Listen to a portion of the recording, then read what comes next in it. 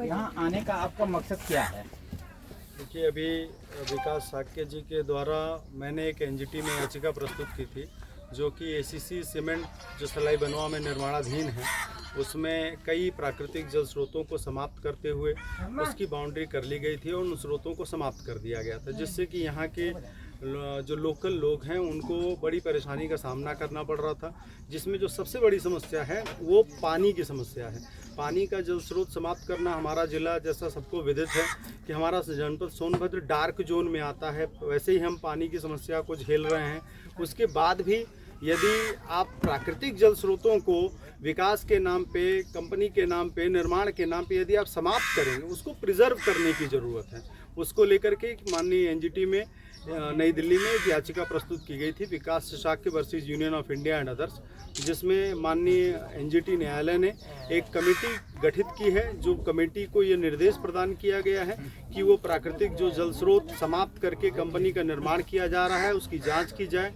वहाँ के लोगों को, जो वहाँ के गांव के लोग हैं, उनको क्या समस्या हो रही है, कंपनी बनने से क्या दिक्कत है, जो जल स्रोत समाप्त किया गया जिस पे उनकी पूरे मवेशी उसी पे रहते थे, और उसका जल स्रोत का भी एक बड़ा जो अंडरग्राउंड वाटर है उसको भी वो रिस्टोर करता था, उसको समाप्त करने से क्या नुकसान हुआ है, इस चीज़ को लेकर के हम लोग आज यहाँ पे एक खुली बैठक विकास साक्य जी के नेतृत्व में हम लोग यहाँ किए हैं। हम लोगों ने ग्रामीणों से संवाद भी किया, वास्तविकता को जाना कि आखिर उससे क्या क्या नुकसान। और एक नई चीज़ यहाँ पर और हम लोग को देखने को मिली है कि सलाई बनवा में एक कोल डंपिंग यार्ड बनाया गया है, जिसमें कि जो अवैध तरीके से, जैसा बता रहे हैं लोग, उसके बाबत लिखा पढ़ी भी विकास जी ने किया था, लोगों को पत्राचार किया था संबंधित अधिकारियों के समक्ष। वो भी एक अवैध प्रकरण है कोल डंपिंग का, जिसकी कोई एनओसी नहीं है।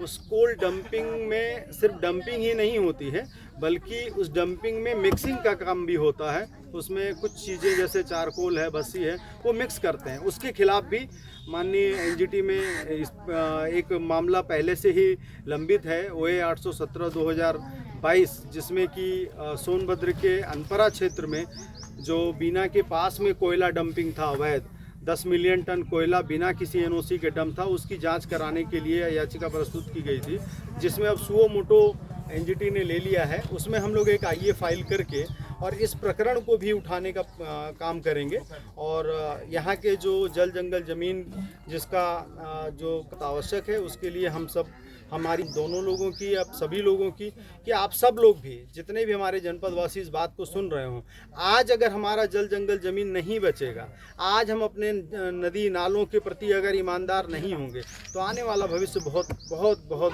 बुरा देखने को मिल सकता है। इसलिए मैं करबद्ध प्रार्थना करता हूं अपने जनपद के प्रत्येक व्यक्ति से कि एक लाइन ही सही, आप जहां हो, जो भी कर रहे हो, कंजर्वेशन के लिए कुछ न कुछ करें। प्रकृति आपकी माँ है, प्रकृति से हम और आप हैं। प्रकृति अगर नहीं रहेगी तो कुछ भी नहीं रहेगा।